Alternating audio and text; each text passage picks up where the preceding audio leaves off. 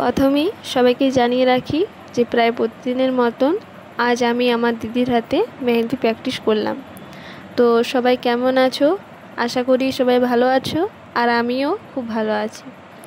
আজ আমি হালকা কাজের মধ্যে এই মেহেন্দিটি আঁকার চেষ্টা করেছি। মূলত আমার মেন থিম ছিল ময়ূর পালকটি আঁকা। এছাড়াও অন্যান্য ডিজাইনও আমি এখানে করেছি। তো সব মিলিয়ে পুরো কাজটি কেমন হয়েছে অবশ্যই জানিও, আর যদি ভালো লাগে তাহলে অবশ্যই একটি লাইক করবে। তো সবাইকে আজকে টাটা, তোমরা পুরো ভিডিওটা দেখতে থাকো।